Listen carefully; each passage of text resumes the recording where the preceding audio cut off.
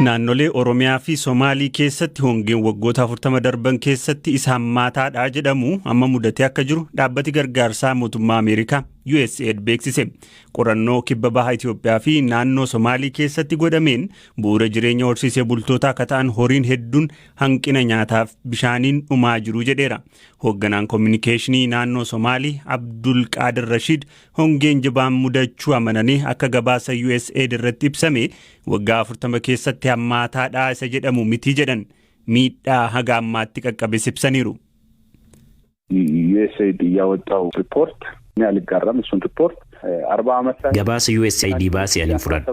Waggaa 40 miti hongee bara 2017 guutuu Somaalee miidhee ture wajjinillee yoo wal bira qabamu haga sanillee hin ga'u. Haga ammaa lubbuun namaa hin dabarre ka horii qofatu darbaa jira. Haa ta'u malee hongeen jira. Naannoo Somaalee keessaa godinaalee 11tu jira. Isaan keessaa godinaalee 9 keessatti gariin hongeen mudateera. Qorannoo adeemsifneen hongeen hamaan ka mudate godinaalee 4 keessatti. Godinaaleen kunneen Daawwaa, Shabalee, Afdeer, Liiban. Godinaalee arfan kana keessatti horiin dhumaa jiru. Namoonni buqqa'aa jiru. Lubbuu namaa baraaruuf tattaaffii gochaa jirra. Uummanni miliyoona 2.4 ta'u hongee kanaan miidhamaniiru. Horiin gaanfaa, hoolonni, re'oonnii fi gaalonni 160,060 ongololessarraa eegalee godinaalee 4 keessatti dhumaniiru. Jalqaba 146 ture.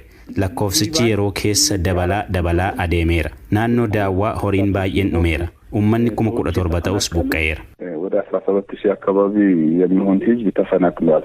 ናኖ ኦሮሚያ ጎዲና ቦረና ፊ ባሌ ባሃ ቆፋቲ ሰበበ ሆንጌ ከናን horiin 130 ol du'u koomishiniin hooggansa sodaa balaa Oromiyaa himeera. Baatilee lamaa oliif roobni roobuu dhiisuu waan maluuf uummata hongeen miidhamaa jiru baraaruuf birmannaan lammiilee hundaa akka barbaachisu koomishinarri koomishinichaa obbo Mustafaa Kadir BBC'tti himaniiru. Beekaa Toomaatu dubbise. Hongeen godinaalee kibba bahaa Oromiyaa keessatti bal'inaan mul'ata. Boorana aanaa guutuu keessatti aanaa 13 qaba. Baalee bahaa aanaalee gara gammoojjii daangaa Somaaleetti argaman Daawwee Sarar, Daawwee Qaachar, Raayituu, Kafel Sawweenaa keessatti bal'inaan kan mul'atu. Gujii bahaa naannoo Nageellee gadi jiran gammoojjii Gujii bahaa keessattis ni jira. Harargee lamaan irrattis akka gamanaa kanatti baay'achuu baatus mallattoonni jira, gogiinsi jira. Kun gogiinsi isaa sababni isaa roobni hagayyaa fi roobni gannas waan hin roobneef roobni dhabamuun isaa margi akka dhabamu taasisee jira. Eella akka goguudhu taasisee jira. Kun immoo horii irratti miidhaa cimaadha kan taasise. Kanarraa ka'uudhaan horiin baay'een miidhamee jira. Amma godina Booranaa qofa fudhatte gara loon 100,000 ol kan ta'u horii gaafaa kan miidhaan irra gahe. Baalee bahaa irratti gara loon 30,000 oliidha kan miidhamee jiru. Roobni dheengadda kalee malee dheengadda Booranatti roobe immoo horii baay'ee miidhee jira. Kana qolachuudhaaf hojii bal'aadha kan hojjetamaa jiru. Deeggarsi midhaan nyaataa kan nama dhaqqabu godhamaa jira. Haa ta'u malee Booran qofa loon miliyoona 6.5 oltu jira waan ta'eef nyaata horii kana guututti dhiyeessuun humnaa ol waan ta'eef isa dhiyeessuu hin dandeenye horii irratti miidhaan gahaa jira waan ta'eef yoo xiqqaate loon Booranaa akka sanyii filatamaattis ilaalama waan ta'eef % 10 hambisuu yoo hin danda'ame jedhamee margis bishaanis akka dhiyaatuuf godhamaa jira. Kun immoo gahaadhaa miti. Nu amma gara caalu xiyyeeffannaan keenya lubbuu namaa irratti amma fakkeenyaaf Boorana irratti warri tanaan dur gargaarsa seeftineetti keessa hin jirre gara nama 100,000 fi 66 fi 136 gargaarsa keessa galan jechaadha. Kunin warra dureeyyii jedhamu jechaadha. Warra loon qabu, warra deeggarsi dur hin fudhanne akka deeggarsa keessa galu godhame kun Baalee irrattis akkuma sana jechaadha. Kanarraa ka'uudhaan deemee waan fedheeyyuu haa ta'u hojii biraatu hafaa pirojektoota hafaa malee mootummaan naannoo Oromiyaa mootummaan federaalaas nyaatni namaa bifa gahaa ta'uun akka dhiyaatu godhamee kennamaa jira. Garuu nyaata horii fi bishaan irratti hanqinni jira. Qaama kanaaf kaaftan gama nama baraaruu lubbuu namaa namni akka hin beelofne gochuudhaan deeggarsi nu bira hin geenye rakkoon jedhu hin kaa'u waan ta'eef jiraattota bira gama nyaata dhiyeessuu gargaarsi godhamu gahaadha jedhanii dubbachuu hin danda'ama koomishinar? Gargaarsi namaa gahaadha. Kana afaan guutee dubbachuu hin danda'a. Amma raabsaa irratti hanqina jiraachuu hin danda'a. Kana cheeggoona yeroo darbee gadi bu'een ture Boorana amma Moyaleettis gaaleera bakka hundaa yoo laaltu yaa mana namatti bal'inni bal'aadha laftis waan ta'eef qaawwi rafsaa irratti loogiin wanta adda addaa jiraachuu hin danda'a. Gargaarsi dhufaa jiru gahaadha. Uummata naannoo sana jiru Baalee irrattis Gujii Bahaa irrattis ammaaf gahaadha jechuu hin danda'ama. Rakkoon kan jiru taate lubbuun namaa irratti rakkoon gahuu danda'a. Raagni tarii gogiinsi kun hagam tura wanti gara fuulduraatti yaadamaa jiru maalidha? Taani raagaa waaqa harka jirti isii waaquma kadhanna walumaa waaqa kadhanna haa ta'u garuu akka warri meteoroloojis jedhanitti akka baratamettis jiini sadan kun jiini amma keessa jirruu fi jiini lamaan dhufan haga biitooteessaatti roobni gammoojjii kanan jiraatu jechaadha. Kun uummata kana baraaruudhaaf loon kana baraaruudhaaf xiyyeeffannaa addaa barbaada. Kanaaf mootummaan duraa caalaa kaabinee mootummaa naannoo Oromiyaas nus akka sekteraatti xiyyeeffannaa addaa kennee kan hojjennu ta'a. Nuti gahee qindeessummaa fudhanna. Rakkoon akkanaa yoo dhalatu rakkoon hongee akkanaa yoo dhalatu hunda ilaallata jechaadha. Seera mootummaa hunda ilaallata. Lammii hunda ilaallata. Oromoon hundi akkuma yeroo darbe naannoo Sumaaleetti namni yeroo buqqa'u wal cinaa dhaabbate sana uummata hongeedhaan buqqa'e kana cinaa akka dhaabbatu mobilaayizeeshinii bal'aa uumaa jirra. Dabalataan namoonni hongeen miidhaman gara godinaalee ollaatti akka godaananii fi loon gara gabaa giddu galeessa biyyaatti fidanii gurguruu akka danda'an haalli mijachaa jira jedhan Komishinar Mustafaa Kadir. Gama kaaniin godina Gujii aanaalee hanqinni roobaa itti mudatee fi yeroo dheeraaf hongeedhaan miidhamaa turan keessaa tokko ka ta'e Sabbaa Boruutti roobni cimaan roobee beeylada 1,200 ol galaafateera. Itti gaafatamaan waajjira hooggansa sodaa balaa fi kaafamtoota misoomaa godina Gujii obbo Liiban Dabbasoo BBC'tti akka himanitti beeyladni kun kadhuman duraan hongeen miidhamanii waan tureef rooba dandamachuu dadhabaniiti kan lolaanis fudhate jiruu jedhan.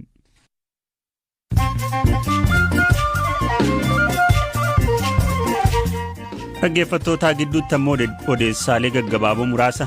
Sirni awwaalchaa weellisaa gameessa Nuhoo Mohaammed Goobanaa guyyaa har'aa bakka maatii jaallattootnii fi hooggantootni mootummaa argamanitti magaalaa Adaamaatti raawwatamee jira. Weellisaa Nuhoo Goobanaa albama isaa jalqabaa bara 1977 erga baasee kurnnee 3 oliif muuziqaaf qabsoo Oromoo keessatti gumaachota dhaloota dhufaa darbaan yaadatamu kaahee darbe. Waggoota muraasa darban dhibamaa akka ture Nuhoon kibxata darbe ture ganna 74tti boqochuun isaa kadhaga'ame.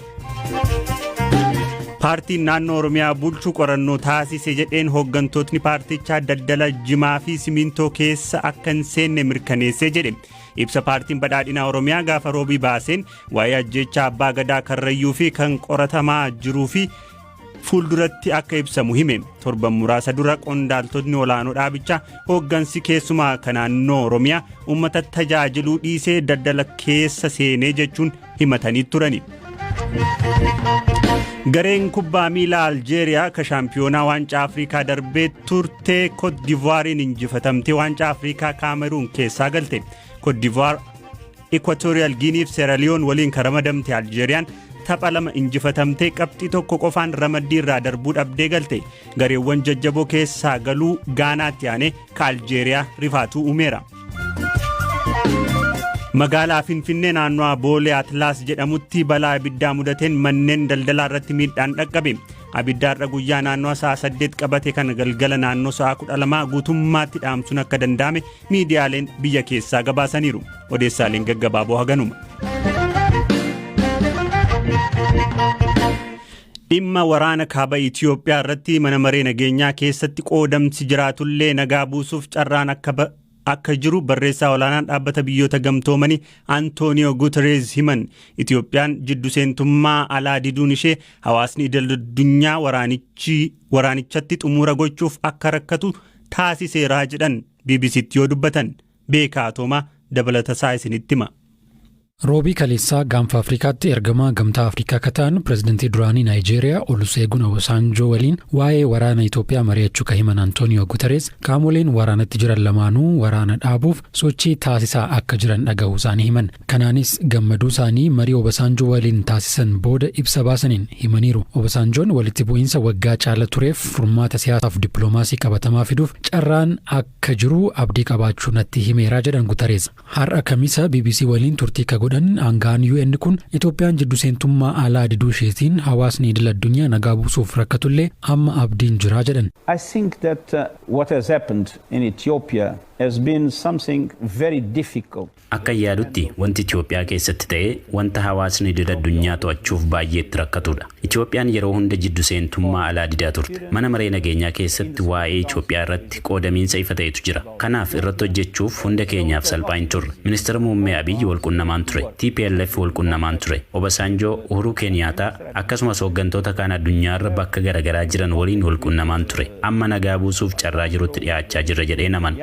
With several other leaders around the world, and I believe we are getting close to an opportunity. Haa ta'u malee walitti bu'iinsi ammallee bakkeewwan tokko tokkotti adeemaa jira jedhan nagaa buusuuf danqaa ta'uu kan ibsan Guterres, kunis qaamolee waraana keessa jiran gidduutti carraaqqii walamantee fiduuf taasifamaa jiru balleessaa jedhan ibsa roobii galgala baasaniin. Kanaafis qaamoleen waraana keessa jiran dhukaasa akka dhaaban waamicha dhiyeessan. Dhaabbanni isaanii Itoophiyaa keessatti marii hunda galeessa akkasumas adeemsa araaraa taasifamu deeggaruuf qophii ta'uu ibsaniiru. Antooniyo Guterres kan akka jedhan wayita qondaalonni Ameerikaa dhimmuma waraana kaaba Itoophiyaa karaa nagaa xumuruu laalchisee aangawoota Itoophiyaa waliin mari'achuuf gara Itoophiyaa imalaa jiranitti. Gama mootummaa Itoophiyaatiin waa'ee marii waraana dhaabuuf godhamuu irratti wanti ibsame hin jiru. Jimaata darbe BBCtti kan dubbatan bakka bu'aan biyya alaa TPLF Ambaasaddar Fissaa Asgadoom gama TPLF'n mariif qophiin jiraatullee gama mootummaa Itoophiyaatiin tarkaanfiin qabatamaan fudhatame akka hin jirre himanii turan.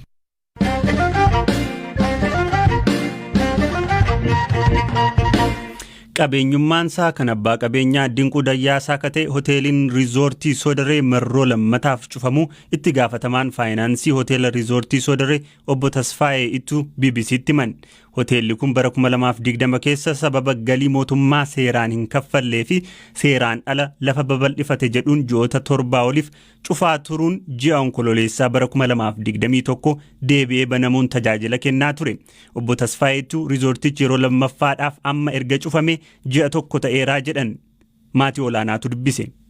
Gaafa muddee 12 galgala yeroo murteeffame fi dhaabbatichi tajaajila borurraa qabee akka keessummaan keessa jiranii wanta jiru hundaa fayyadamanii boru yaaba'anii kan dhufu immoo akka seenne yeroo murtaa'ee fi tajaajilli akka addaan citu waan barbaadamee fi kanaafuu boru gaafa muddee 2014 qabee keessummaan akka keessa bulanii wanta jiru hundaa tajaajilamanii yaaba'anii kan dhufu immoo akka ol seenne jedhanii isaanitti addee dabarsanii isaan immoo haaluma kanaan ibsimanii. Amma qaama mootummaarraa ergaan kun isin naqqabee jette qaamni mootummaa sun karaa seera qabeessa ta'een xalayaadhaan immoo afaanumaan waan akkamiiti isin harka ga'e? Afaanumaan xalayaan kenname waajjira poolisii aanatirraa bilbilamee hin jiran. Dhimma irra deebiin cufamuu hoteela riizoortii Soodaree irratti ka gaafanne bulchaan godina Shawaa Bahaa obbo Abbaabbuu Waaqoo riizoortichi sababa ijaarsa babal'ifannaa kan mana murtiitiin qabamee jiru itti fufee jiruuf akka hojii dhaabu ta'ee jedhan. Lafa yeroo sanii manni murtii daangessee mannaa irratti banee ture isaan deebisanii ijaarsa irratti gaggeessanii isaan deebisanii akka maalii fi ajaja mana murtii cabsanii fi ijaaran kan jedhanii.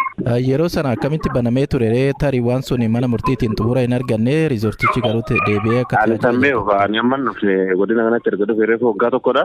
Waan yeroo sanii dhimma isaa waan keessa beekuun qabu. Kanuma ijaarsaa kanaayyuu namni ijaarsa jalqabsiise koottaatiin akkaataa ijaarsa itti jalqabsiisan yaada kennaatiin riizoortichi haa baramu jedhamee ture. Namni as dhiyaatee kana dubbachuu barbaadu hin jiru waan ta'eef akkasitti jira. Eenyutu ijaarsa isin jalqabsiisee manni murtii dhaabee jira jedhee deebuu kennuu hin dandeenye hoogganaa keenya waamna jedhanii deemanii hagammaan dhufne hoogganaan isaanii. Hoogganaa riizoortii hoogganumaaf dhufee dubbii kana